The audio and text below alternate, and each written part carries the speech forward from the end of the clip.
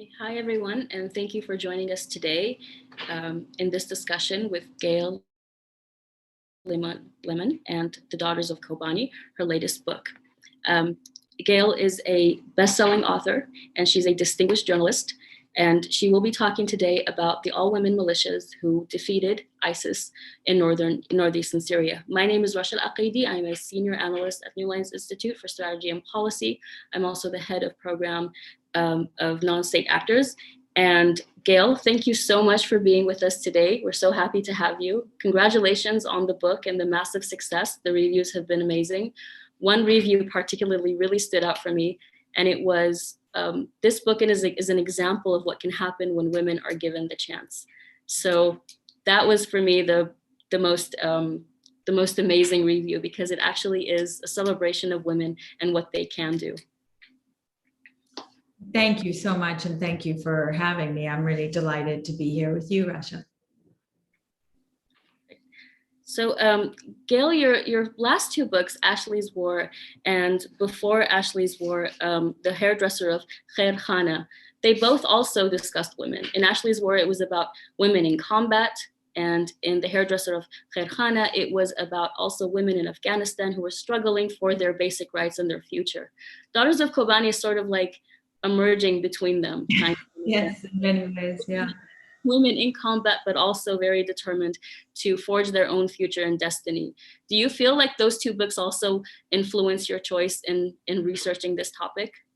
Oh, absolutely. I mean, all of them are about counting the uncounted and seeing stories that have been invisible. Dressmaker of Kharkhana was really about a teenager who had supported her family, her neighborhood, under the Taliban, and all these young women who had never gotten credit for the fact that they truly made the difference between survival and starvation for families all around their neighborhood. And it was an incredible reporting process of going around to people who hadn't seen each other since Taliban times, and tracking people down and just watching the emotion when they saw each other for the first time. People's lives move on after war, right? Everybody, things happened, and the international community had arrived en masse. Right, Kabul in 1996 or 2001 early, it looked very different than Kabul 2005. Yeah. And so just knowing that words and a story could help even the ledger a little bit, and give credit to young women who had manufactured hope and opportunity at a time when both were in desperately short supply, and who had been seen as victims rather than survivors, and who really saved themselves. This was never about a foreigner coming in and running some program or project, right? These were about young women from their neighborhoods who stood up for other young women for their neighborhoods, really to get families through. And I think seeing the impact of Dressmaker of Kharkhana really drove me on to Ashley's War. And then Ashley's War led directly to, as we talk about in the opening of the book, to Daughters of Kobani. It's the agency of young women that is often denied. It's great that you highlighted that. I'm just going to tell the audience that, of course, you can ask questions in the Q&A, and we will respond to them if we get a chance. You mentioned briefly in your book also your personal background and why you are so. You knew I was going to ask this. I did. Why you are so attached to the Middle East? It's a personal connection. Can you elaborate that a little bit? Sure.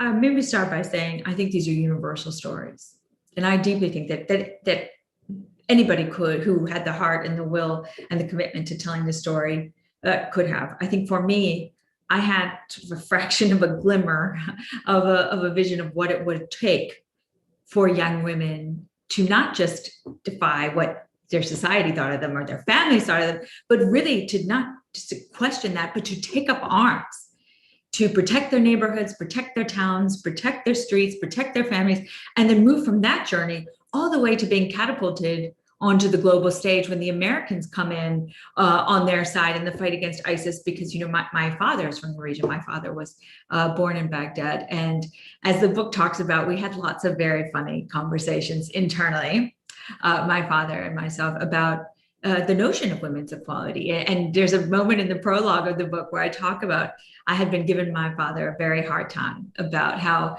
all the women we saw were cooking and cleaning. And I said, why aren't you cooking and cleaning and taking care of dishes? You know, why aren't you doing that? And he looked at me and he said, do you really think men and women are equal? And I wanted to put that in the book because, yes, it wasn't meant with disrespect, or it was really an expression of that being so truly incomprehensible, I think, for him in that moment. And then, I will give credit, Rasha, that years later, my father was in South Florida, enjoying the weather. He could not stand winter, and he was in South Florida, and this woman came up to him when he was wearing a Harvard Business School dad t-shirt, and she said, oh, how is your son? And my father said, oh, why can't it be my daughter? And I said, oh, no, it took you 3 decades, but you really got there. I'm very proud of you. That's very relatable. 3 decades is also very that's about how long it takes. Exactly. You mentioned your book, you mentioned a lot about the impact of the US invasion of Iraq in 2003, since we just mentioned Baghdad, and how it was sort of a turning point for Kurds, whether in northern Iraq and also in northeast Syria. Can you also explain that a little bit? What's the direct connection? Yeah. Because you mentioned that they were very well prepared. That the Syrian Kurds were well prepared, and that was something that not a lot of people talk about. So if you can please. So it's so interesting to me, Rasha, and I know, New Lines has written a great deal about what the 2003 Iraq War meant for folks in the region. And I think the most important thing is, of course, what happened to those on the ground and those who lived this conflict. For the purposes of the Daughters of Kobani, there were 3 reasons why it mattered. One is that the ghost of the Iraq War hangs and hung over every decision made on Syria, starting in 2011 and very much continuing until today, from Washington's perspective, and actually still from Brussels and from London's perspective also. Secondly, there's no question that the creation of the no-fly zone and then what happened post Saddam in the KRG had a real impact on those in northeastern Syria and in northern Syria on the Kurdish side who were watching this level of autonomy, level of self-rule, and what that meant for the Kurdish community. And then there was another critical year, which the book really talks about, which is 2004 in Qamishli and the soccer match that really left lots of young Kurds whose grandparents were not in favor of going out into the streets or causing any problem with the regime, was a turning point for them, right? Who said, we watched the regime shoot unarmed people, unarmed citizens. We took to the streets, and then we watched thousands of people be rounded up and imprisoned. And that really had a lot of people talk to me, Rasha, throughout the reporting process about you couldn't write about 2011 and what happened in northeastern Syria without understanding 2004 and Qamishli and what it had meant for young people who said, if we have the opening again, we will never lack organization.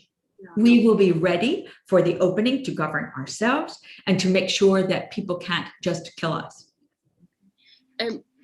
Kind of building up on that point, do you believe, as an author and someone who observes the Middle East as much as you do, that US policymakers and policy observers, do they fully comprehend and realize the realities on the ground of the sort of switch in policy from one administration to the other? So you had between the George W. Bush policy towards the Middle East to the Obama administration, and later on to the Trump administration, and now back to Biden. Every 4 or sometimes 8 years, the policy changes, and it has profound impact on the ground.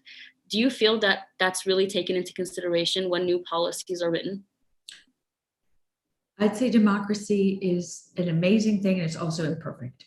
And there's no question that the change of administrations does affect some of the consistency. But what is remarkable in many ways is actually how little changes over the administrations. The people change, the dialogue changes dramatically, but the on-the-ground realities, I think, actually haven't changed so dramatically in terms of the US involvement across administrations. And that was what was so interesting about, when you're talking about Daughters of Kobani and US policy toward the Islamic State and certainly in northeastern Syria, which is that you had the Obama administration and then the Trump administration really not changed dramatically, except obviously October 2019, and we can certainly talk about that. But the policy on the ground actually shifted much less between the two administrations. In fact, Tony Blinken, who was then in the White House, not yet Secretary of State, as he's leaving, writes an op-ed in the New York Times that says the Trump administration should directly arm the Syrian Kurds,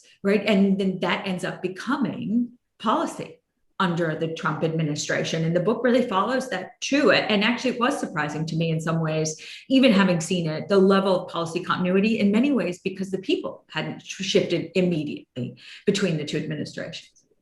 Yeah, that's a good point. And another point, we talk about democracy. When we often talk about the ideals, such as outlawing the capital punishment and other ideals of, criminalizing violence against women, which were featured in the social contract for the democratic federal system of northeastern Syria. Often these ideals are described as Western to some extent, but what I found really fascinating that the inspiration in this case was Tunisia. Do you feel that also that proves that the conditions are ripe in more places in the Middle East for democracy? I deeply believe that the quest for human dignity is universal.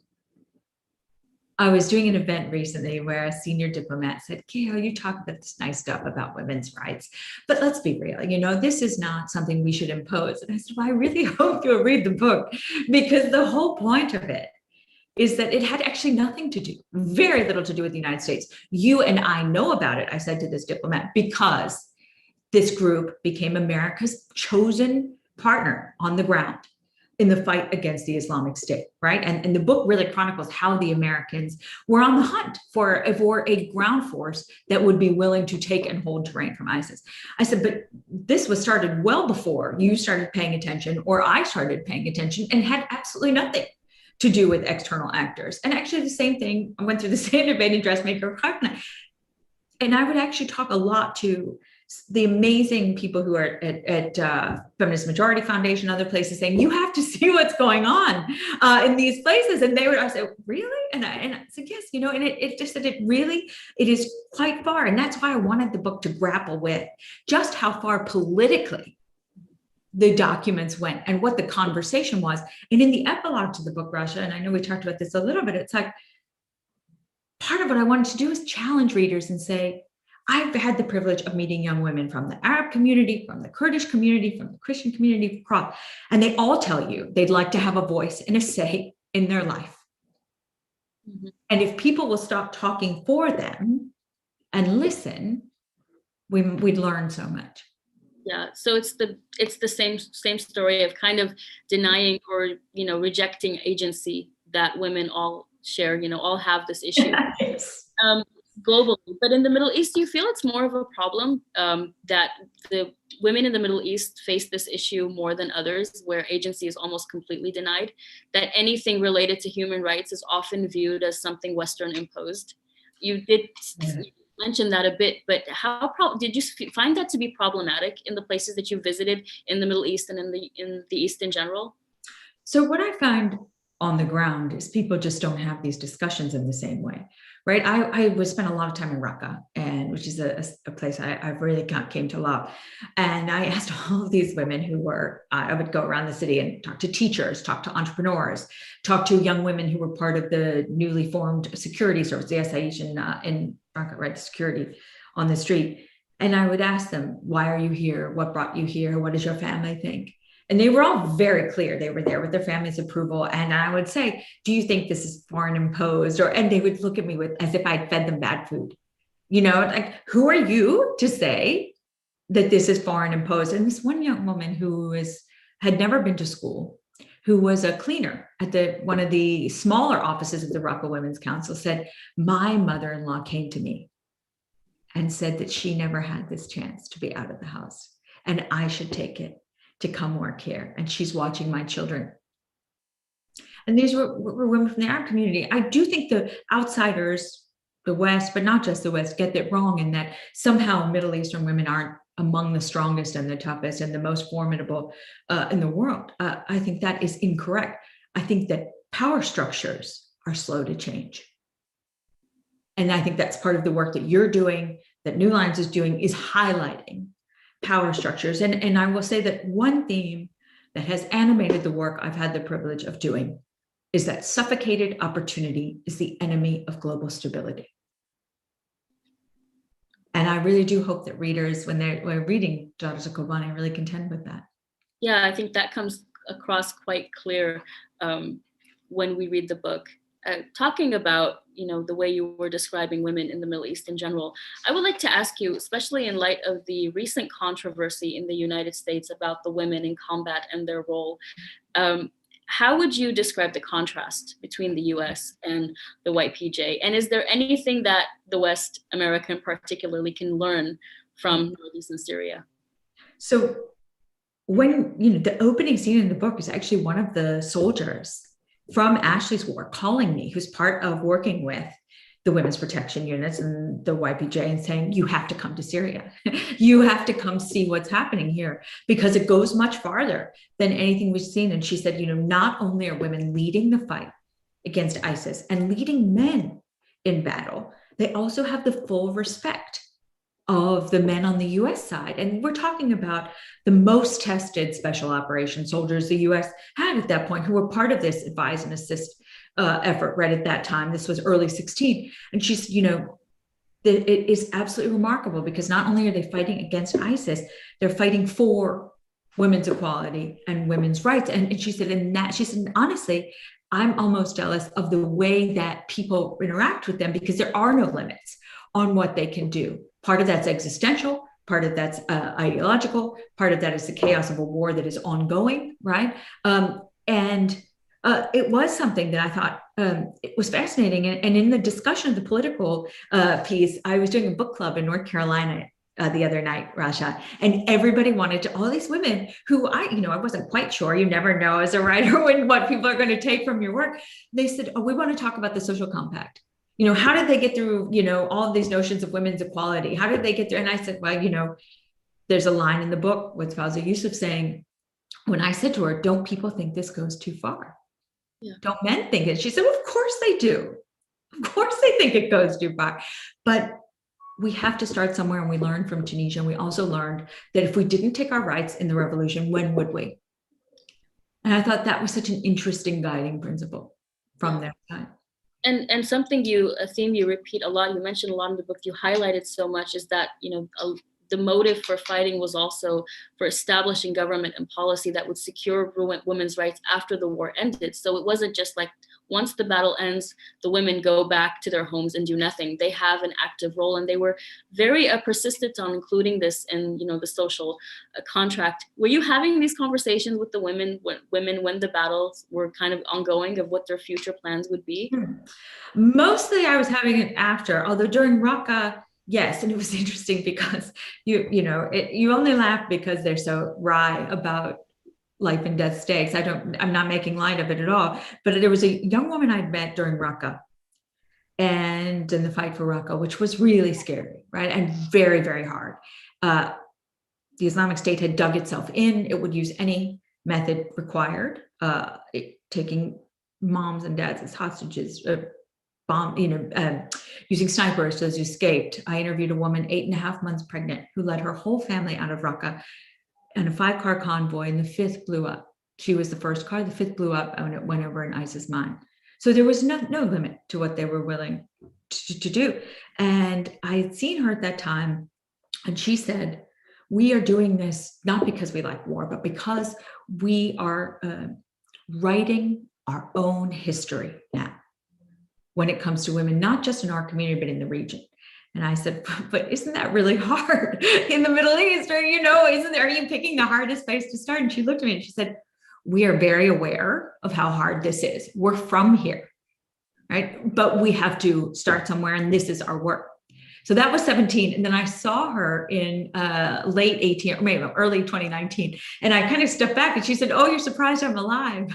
And I said, no, I'm not surprised you're alive. I just, wasn't quite prepared for seeing you kind of in this other context. And she said, we haven't finished. Our push is political. right? I mean, and they were very clear. Noru's the head of the women's protection units is in the book saying, if we could lead in battle, we could govern in peace, and no one could say we couldn't. Yeah, that's a great point. Speaking of perceptions and the point you just made about her realizing how hard it would be, especially, crossing what many, especially men in the region, would be considered, would consider crossing the line. There have been many perceptions, negative perceptions of not just of women in combat, but in particular, the YPJ. I would say that my perception of them was very, very, skewed, because I had relied on a lot of misinformation. I didn't understand completely what was going on. I think many as well. And to some extent, no one really believed they were even fighting. And that was the perception. I'm curious if how did they deal with that on the ground? Were they aware? It's fascinating. No. I mean, it's not that they're not aware. They have they're getting on with their business. They're getting on with their lives. They're getting on with what they do. And I will say, I mean, come back to your point in a second, but nowhere in the world have I seen women more comfortable with power and less apologetic about being in charge. So if you don't like them, okay, it's like, they're getting on with fighting the Islamic State, working on what's next, fighting for women's equality. I mean, and because the geography faces so many constraints in terms of being isolated, I think that does make it somewhat easier to tune out this stuff. I will say, going in, and I really wanted readers to come with me on this journey. I had no idea. Were they real? Who were these people? I certainly knew that they were real, and getting the call from Cassie, from the U.S. soldier from Florida, who had called me and said, you have to come. But I knew very little. I'd seen pictures on Twitter. Social media makes so much noise, and oftentimes makes it much harder to actually get the full context and the sense of who these people are. What are they doing here? What do their families think? Are they sisters? Are they daughters? What does their world look like? And that is the whole point of the story, right? I mean, that is what stories do. They take us with a flashlight into worlds and let us be there alongside them.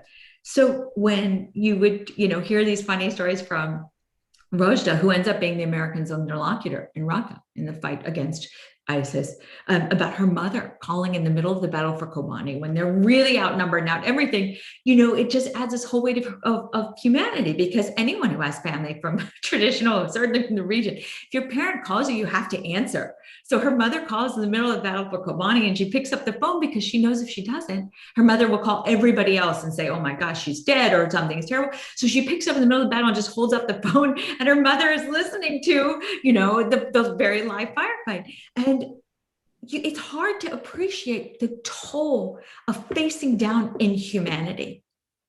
That's a great point. That these women faced every single day. If you don't get into also the humor and the contrast between the love and the fear of their families for them, and what they were facing every day, and ISIS and Daesh getting, on the radio saying, we're going to come find you, we're going to come enslave you, and the connectivity they had with the Islamic State's fighters, who saw them as much as they saw ISIS.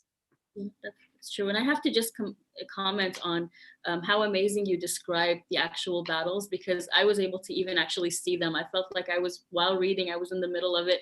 Just that was absolutely brilliant. I have a few questions. Question from Sardar Aziz. He says, as a Kurd, thank you for the book. You are popular in Kurdistan and TV series. My question is, the feeling from the Middle East is the U.S. is withdrawing and democratization is history. And in northeastern Syria, do you feel that your book will help in bringing more support to Rojava? First of all, thank you. Yes, it's interesting. My father says that my grandmother was from Baghdad. My grandfather was from Kirkuk. So it was really interesting going to the region. I hope that the book illuminates the dialogue, truly. And watching readers in the US respond and say, how did I not know this story, has been so deeply moving, because you know this better than anybody, Rasha. And I know Hassan and I talked about this at length. Getting the US to focus on things this last couple of years, when so much has been going on domestically, is really difficult. And to see, women and men, I had a dad even write me and say, I'm reading this aloud with my daughters. I'm a conservative, but I wasn't in favor of the withdrawal. And it was just to hear that sparking that conversation, or this mom in North Carolina say, I read the book and that compact was so fascinating to me, what they were doing politically.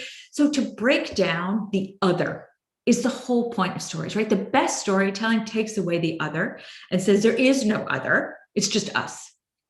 And we're all in it together. And I deeply hope that the book illuminates both the stakes and the fact that this is about US national security. This is not about nice to haves. This is about the people who continue to be the ground force the US partners with, even while we're speaking. Rasha, all through northeastern Syria, even though very few people realize that the US is very much still present, even after everything that happened in the area. And that this is truly about the people who are doing the world's work and keeping the pressure on the Islamic State. Yeah, that's absolutely true. Do you also believe that perhaps with this administration, I'm going to have to say this, there have been less communication with Turkey, so that pressure is perhaps off at the moment, unlike the previous administration. Do you see change possibly coming in terms of more support to northeastern Syria? So I've actually just written a piece on this. As soon as it's placed, I'll send it to you, about this whole point, because there's no question that NATO ally Turkey remains deeply important to the United States. And the book really walks the reader through this policy tightrope the Americans have been walking since 2014, and which Ambassador Roebuck's memo, which is at the end of the book, and those of you who follow this closely will remember this wonderfully articulate and eloquent essay on how we got to this moment, and that actually working with the US had placed, in many ways inadvertently, a bullseye on the back of the Syrian Kurds with whom the US was partnering. And that as recently as 2015, there were negotiations going on with Turkey, between the Syrian Kurds and Turkey. And so I don't think Turkey becomes less important for this administration, but I think many people who were part of, I'll make a verb, but it's not a verb, architecting or creating the policy that led to this moment are back in government, right? Brett McGurk, Secretary Blinken, any number of people who work with both of them. And so I do think that they understand the stakes, and that they also understand the urgency, as President Biden talked about recently, of both supporting Iraq and keeping the pressure on the Islamic State. Okay, thank you so much. Thank you, Sardar, for the question. And kind of related directly almost to Turkey, we have another question. And I will follow up with this as well. So Noah Arjomand asks, to what extent are Syrian Kurdish ideas about gender equality informed by the ideology of the PKK as it has developed since the 80s and drawn inspiration from Soviet and other international socialist projects of radical equality? Well, there's no question. So Abdullah Öcalan runs through this a whole story, and I really hope that you'll really contend with this in the book, because it talks about that there's no question. There's even a moment at the end of the fight for Raqqa where women who've been fighting ISIS room by room and house by house have a photo of Öcalan in the script, because that is the ideology that said the Kurds could not be free until women were free. And that meant something to Nareen, one of the women who is one of the frontline commanders in the book, who goes from being a young woman who's told you can't go to university. That's not what girls in our family do. You can't marry who you love. That's not what girls in our family do.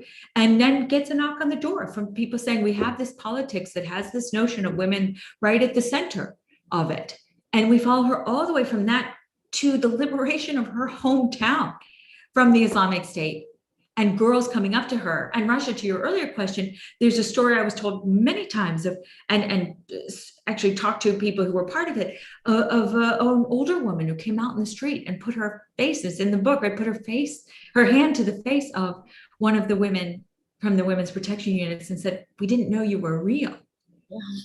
We read about you, but we weren't sure we should believe it, right? And so there's no question that the ideology was central. The book also talks about the US making a distinction from the moment they started working with this group of Syrian Kurds between the PKK and the People's Protection Units. And this becomes the line of contention, right? Because US policy says that there is a distinction. And when you talk to people on the ground, there is it's clear, right? People came back to Syria if they hadn't been there, because they wanted to protect their towns, their families, their homes from outsiders, and also to institute Kurdish self-rule, which was not about a nation state. And when you're talking about northeastern Syria, it was about ideas from Abdullah Öcalan sitting in prison, who reads Murray Bookchin, right? Which is another story that you could not have invented if you tried, right? A Jewish former communist turned anarchist, turned really a sort of espouser of this notion of grassroots participatory democracy, think New England style town halls, with environmental awareness and lack of hierarchy and skepticism toward corporate interests right at the heart of it. Those ideas come together, they land in northern Syria, they get put into place, and it's really the United States looking for a partner to stop ISIS that catapults all of this onto the international stage, as CNN is showing it in real time. And this they made a distinction themselves, also the SDF, Very much. And they were very clear about it the entire time. And however, relying on non-state actors, because that's my program, and I try to highlight that point so much, relying on non-state actors, whether it's in Syria, whether it's in Iraq. In Iraq, it's a very different context, but it does cause tension with neighbors. Did they at any point see that coming? Because the book does allude to that. They actually did believe the whole time that Turkey might act. Did they see the invasion happening at some point? Did they feel that the US might withdraw and their entire project compromised? There's a whole thread. So to start with the start of your question, I think By, With, and Through, which is a discussion about partner forces, has had a lot of attention of late, right? We started this discussion talking about the ghost of the Iraq War. And the reason why a partner force was required was because for the Obama administration, there was absolutely no way there was going to be a large-scale deployment of US ground forces to either get involved in the Syrian civil war or certainly not to stop ISIS. The administration, quite understandably, felt it had been elected to end wars in the region, not start new ones. So it needed a partner force. And it, of course, Russia, right? This raises all kinds of complications to the point of your work. And the SDF was very clear from the start that there was a distinction between the PKK, from where it was an offshoot, and itself. And it understood that not everyone agreed with it. And it also understood that it was no match for a NATO ally. And I think that's why I urge everybody to read, for who's looking at US policy, to go back and read. It's in the back of the Daughters of Kobani. It's toward the end of it. And also published in the New York Times, the Ambassador Roebuck's memo to this point, really outlining how the US reached this moment and talking about the valor with which the women's protection units, the people's protection units, are contingents that we're very much a part of and continue to be part of the SDF, with the valor which this partner, which lost 10,000 of its own people fighting ISIS, served not just the region, but the world, and certainly the United States and Europe. And now you have a non-state actor in the form of the SDF and the Syrian Democratic Council facing very real nation state problems, as the world does not want to deal with the aftermath of the Islamic State. Absolutely. And thank you, Noah, for the question. And also, as I feel, because you highlight this in the book, I think it's really important mentioning that the SDF and the entire situation in northeastern Syria, it's kind of sometimes portrayed as Kurdish exclusive, whereas there are so many Arabs, Assyrians, Yazidis. It's very ethnic. There does not seem to be that much of if any at all, any kind of discrimination. They have joined the SDF fully by will, and we come back to the agency point, whereas it's being kind of marketed the other way around in order to at least justify some of the aggression. I want to know about your personal experience, because you do mention it in the book, but for those who have not read the book, when you met with Arab women or Assyrian women in the SDF, tell us about your experience. How were they surprised themselves? Because you'd mentioned the beautiful anecdote of the woman touching someone's face, of the fighter saying, "We did not think you were real." How did they perceive these female Kurdish fighters and the entire concept of the SDF? So I went in with all these Washington questions. Is this a Kurdish project? Is this, who are these folks from the Arab community who have joined? And I went in thinking, okay, if the most skeptical person was asking questions, I'll ask all of those questions. And I can't even tell you, Rasha, that the reactions I got, especially from women from the Arab community, who really looked at me as if I were asking not just inane questions, but questions that had no grounding in fact. And I wanted to ask them because I said, well, and I would preface by saying, here's what people say in Washington, or here's what people say who are looking from the outside. What do you think? And they all have the same reaction where they kind of step back and say, I'm sitting here. I'm from this town. Who's saying this? Tell them to come see me. I said, I absolutely will.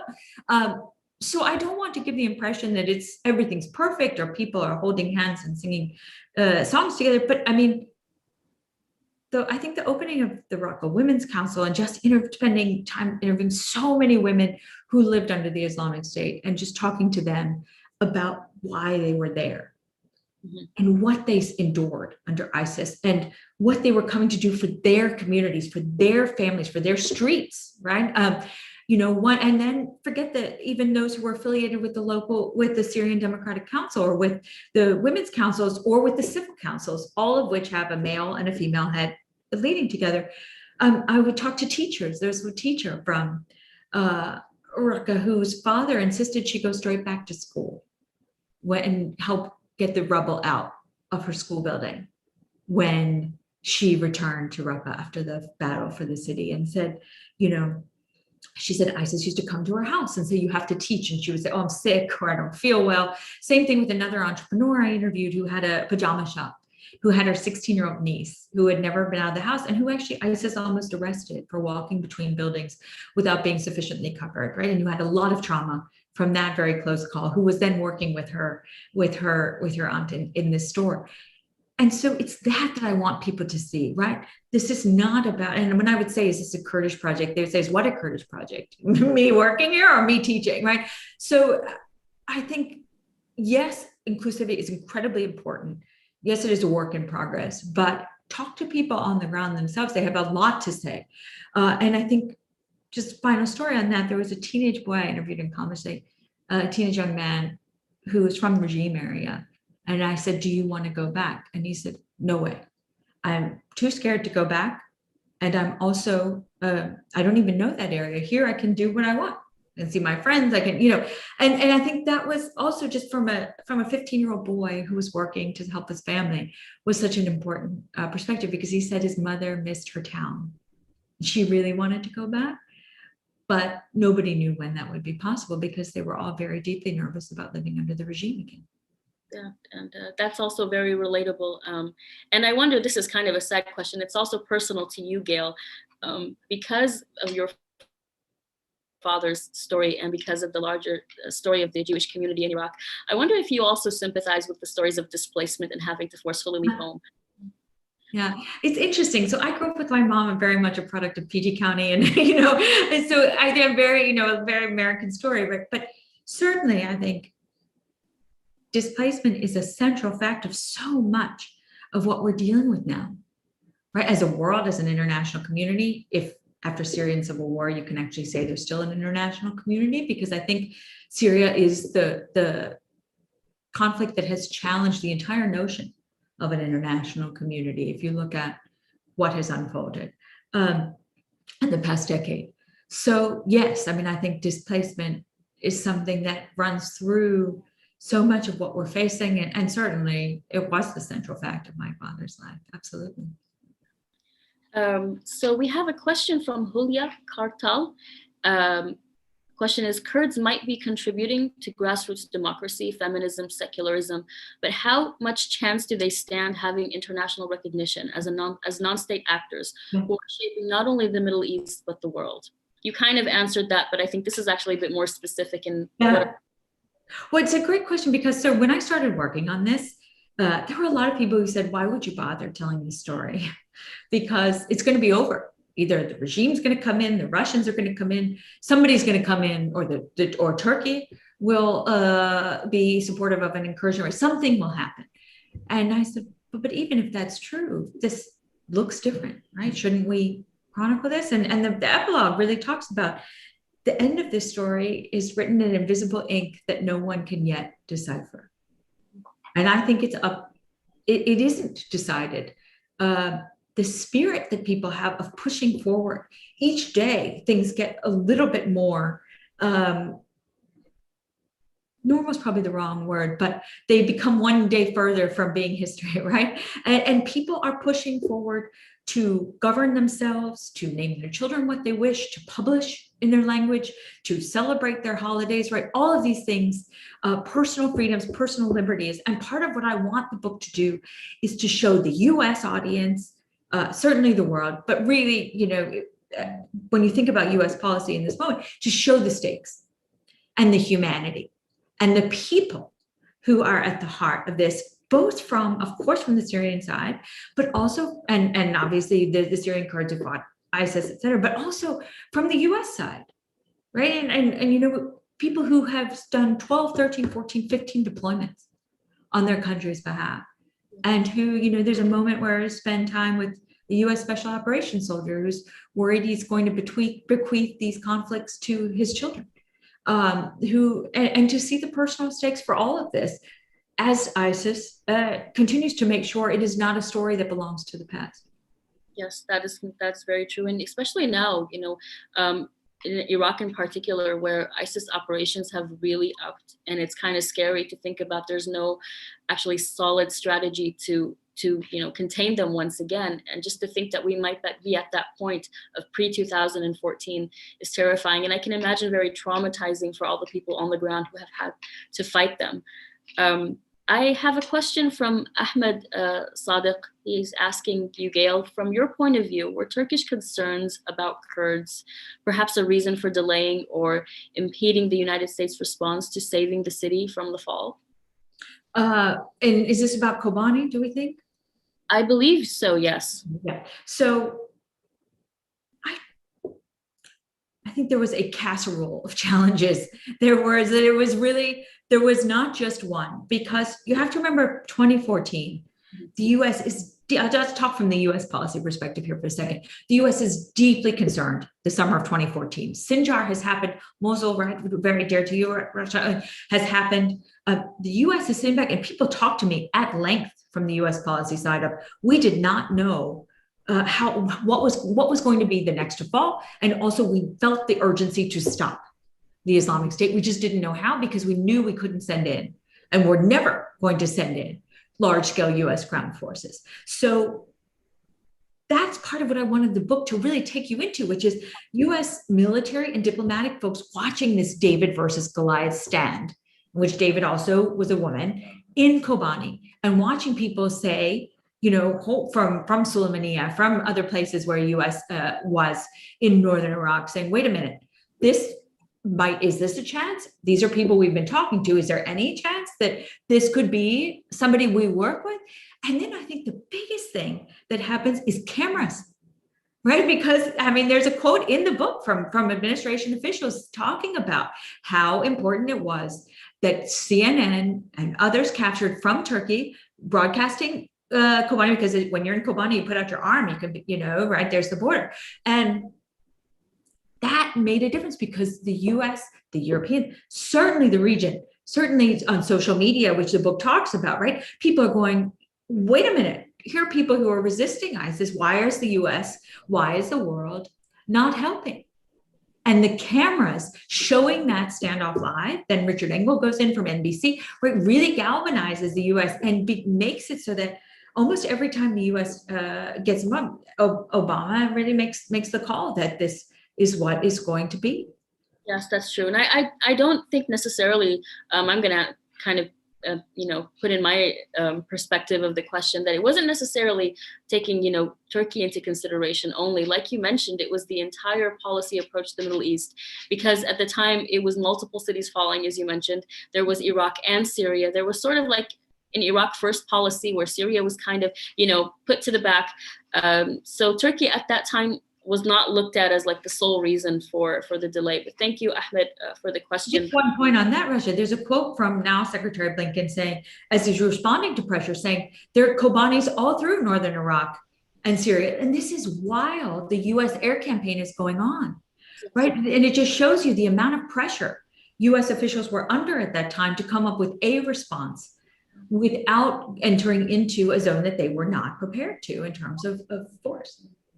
And it really makes sense that they would rely on groups like the SDF, like the YPG, YPJ, who knew how to function in street-to-street battle and perform where airstrikes were not so relevant and did not have that impact. I imagine in Iraq, that would have had a better, that would have made a difference and perhaps saved some places from the destruction that happened.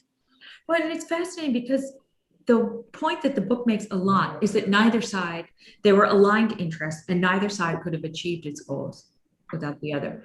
There are quotes in the middle of the battle for Kobani saying air power won't do this, right? And then there are people on the ground saying we can't, that each side needed the other. Without air power, the ground force would not have been able to achieve what it did. But without the ground force that could take and hold terrain and that was willing to advance in grave danger to itself, the US and the coalition could not have achieved its aim. Yeah, that makes a lot of sense. It had to be both of them. It was an integrated battle, and in both cases, the losses on the ground, whether in the forces or in infrastructure, to massive cities. That's what happens in urban conflict when there's not one specific battlefield. When it's kind of inside the cities, the destruction was bound to happen. One story that really stood out, Gayle, was Hala's story. It was very heartbreaking. And, the story, I'm going to summarize it quickly for anyone who has not read the book. Hala was a Syrian Arab woman whose male members of the family had joined ISIS, and she was forced into marrying one ISIS militant. She then escaped. They caught her, they put her in a prison, and she had joined the YPJ because she wanted to defend women. What really stood out here was how these units were very accommodating to the women who were victims of ISIS. And however, at the same time, they were part of ISIS family, even unwillingly, but they were still part of sort of the family. This level of sort of humanity, you don't find that on the other side of the border, meaning in Iraq, where all ISIS families, not every woman who married ISIS militant was similar to Shamima's story. A huge number of them, significant number, were forced into that, but there was no sort of distinction in other places. Whereas with the SDF, they welcomed them. There was no distrust. This was a woman who wanted to join to fight for other women. How would you also explain this trust in other women and welcoming and accommodating them? So that story is one I think about almost every day. The grace and the strength and the eloquence of this young woman who did not volunteer her story. So I was sitting, it was huge, the whole storytelling process obviously is a privilege, but this day in particular, and this set of days, I will never forget because there was this maybe 17, 20 women from Raqqa, all of whom lived under the Islamic State, who had then joined the women's protection units. And I could have been there for days and days, just interviewing each one of them. Because they all had a story. There was one young woman who spoke in entire paragraphs every time she opened her mouth because she had done nothing but read Egyptian poets and Egyptian writers her whole time because she didn't leave the house for 3 years under ISIS, except in very rare occasions. And then there was a story of, another young woman who was arrested by ISIS with her father who said, you cannot be free unless you marry one of the brothers, and her daring story of escape with her dad. And then I said to her, this young woman who wasn't saying anything, I said, can you tell me about you? And honestly, I don't know why. There was something I felt drawn to. And she told me this whole story. And I've heard a lot, Rasha, and I know you've seen a lot. I had to actually hold my arm to keep from reacting and to keep from being ill at the inhumanity and honestly, the unfathomable things at the hands of the Islamic State she had endured. And I'm looking at this beautiful person in front of me, and I can't reconcile what she's seen and what she's endured with this story. And I said to her, I have to ask you, why are you here? Right? I imagine myself, I'd be curled up in a ball, never to leave the home again. And she said very clearly, why should anyone have the right to do that? And you can't answer that question. I can't answer that question. This was her answer to that question. Why should I endure that? Why should women endure that? And I think that piece was why. And it's funny you say this, because I never even thought about the fact that she could have been seen in another way until months after I was there, because I had such a talking to her had such an impact. And I was there with Rosha, who was America's, the U.S. forces had talked to 5 times a day during the Battle for Raqqa, who was there at that point as their leader. And Rosha knew the story so well, had known it from the start. And really the only sound in the whole room was the sound of sunflower seeds hitting the metal bowl, the clink below. And, for Rosha, this was stuff they had seen every single day. And you say, why does it matter that women are involved? It matters because when it comes to stories like this, women feel it personally. And there was no question that everybody in the room, it didn't matter who, at that point, who cares what background you're from, right? You think about what this young woman endured, and all you think about is, if I can live in a world where that doesn't stand, that would be a very good thing.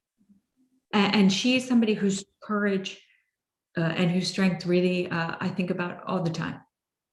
And that's why, there's a saying, well, there's not a saying, I say, not all non-state actors are created equal. That's what separates the SDF from other non-state actors in Iraq and other places. It's that Hala in Iraq would have been treated very differently. She would not have had an opportunity. So it's very relieving to hear that she's getting a new chance in life and to stand up for her cause. I loved what you said about David was a woman. I think that would be an amazing book title, because it was truly embodied in this case. I have a question from Mike Fleet. Mike asks, what does the author see as the future of the SDF amidst the angst, failed negotiations, the negotiations, Turkish aggression, plus the Turkish aggression, and what this means for the future of Rojava and the relationship with the Syrian regime? You kind of answered most of that, but I think that last one, of course, you're free to answer this. So I just say maybe just 2 points. One is that I think there's a great deal of hope amid all the challenge. And I think it's sometimes hard when you're not there to appreciate it, because it feels like, oh gosh, look at this set of facts. This must be deeply challenging. Well, yes, it is. But then you go on the ground in places like Kobani, where, people go to the Champs-Elysees, kind of the open, what they call Champs-Elysees jokingly, where the shops are, just the spirit of pushing forward for themselves. No huge aid packages, no huge international presence at all. And yet you also see the SDF. I was there in December 2019. And I went in thinking, oh gosh, most of what I've seen before won't exist anymore. And I was incorrect. Raqqa, Tamka, I kept asking, what do these look the same? Yes. I mean, I was in all these places. They looked the same as they had before. And so I think what is enduring is the presence of women. What is enduring is some of the governance pieces. What is enduring is that they continue to hold roughly 2,000 international foreign fighters from the Islamic State who no one else will take back. Right? And no one knows what to do with. They live in this purgatory because no one will take them. So you have a non-state actor, as we said, right, facing very real state problems. And yet that spirit of hope goes forward as the invisible ink sort of becomes written, because the next answer to that question will come in part from Washington, in part from Brussels, in part from London, right? What is going to be the policy? And will also be determined by the future shape of the fight against the Islamic State. Yes, that's fair. We have room for one more question, and it is, do you sense that the SDF experience can be repeated anywhere else in the Middle East? It is such a good question. And it's one that US policymakers right now, I think, are trying to contend with. You asked me at the beginning about democracy and change. I think the people who were there in 2014 on the US side are not necessarily all the same as they are in 2021 on the US side. And we see generational change happening across US public service, US policy. There is a group that is working to learn lessons learned that was informed by previous conflicts. And I think there is a sense that this is worth studying. Where they come out, I think will be deeply interesting for us all. But I think that understanding how important the governance piece was at the outset was also central. Yes, and I do believe that this experience all can be inspiring. Once the know more about the story. I have another question I think is really important, but I'm just going to ask. I'm going to ask you that, given that this is so local and very few in the wider Middle East, let's say the Arab-speaking population of the Middle East are very unaware of the YPJ and SDF in general. Will the book be translated to Arabic for a wider audience to read? So one thing that happened very early before the book was out, which was pretty exciting, and I'm so happy that people have been inspired by this book, that people have been moved by it. I mean, I even had one woman write to me saying, in this moment where we're questioning all the rules, this book questions all of them. And I thought that really does get at it, because it is about the rules that govern our lives that we didn't necessarily put into place ourselves. So in the run up to this, there was a publishing house in northeastern Syria that came and said, we'd like to translate from English into Arabic and Kurdish. And so, yes, that is in the process of happening. That's wonderful. Yeah. And the question again, another question from Ahmed, and I feel this is important that you answer. Is the book fiction or nonfiction?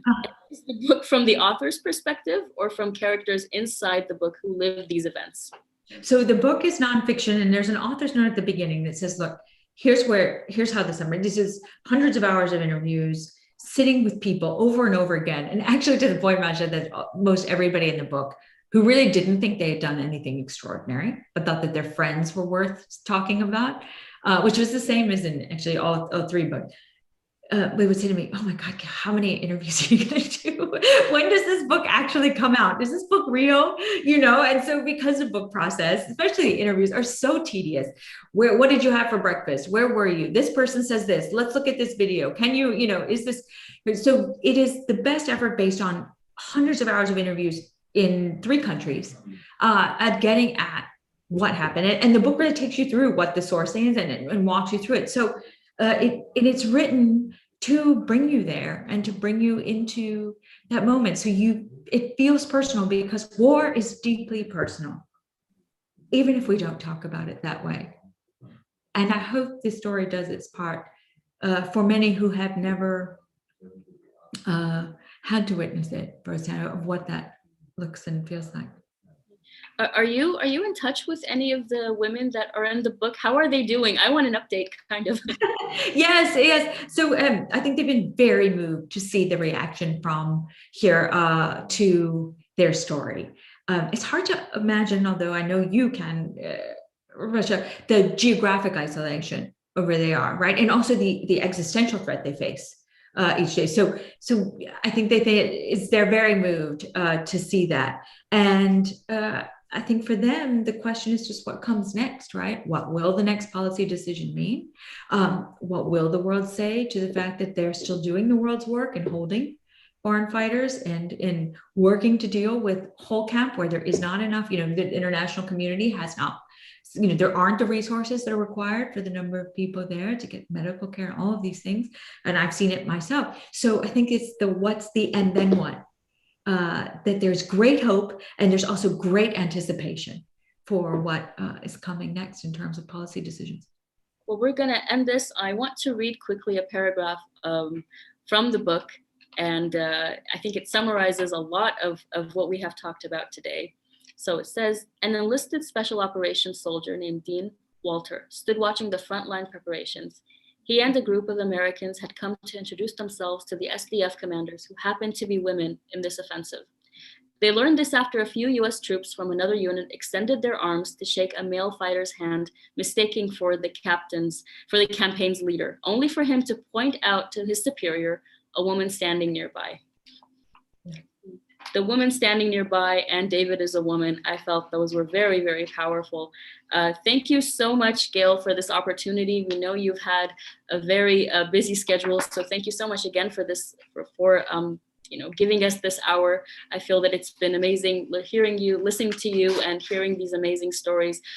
People should definitely learn more about this group of all women militias and how the impact that they've had, because they not only fought ISIS, they defeated ISIS in some of the most humiliating battles for the terrorist group. Thank you to all, everyone who's joined us today, and thank you to everyone who's asked questions. And Gayle, we hope to speak again soon. Yes, thank you so much. I really enjoy the New Lines Institute's work, and best with it. I encourage everybody to follow it and to read it. And the piece from Mosul that was in the magazine is one I think about regularly. So thank you so much for having me. It's really my privilege to be here. Thank you so much, Gayle.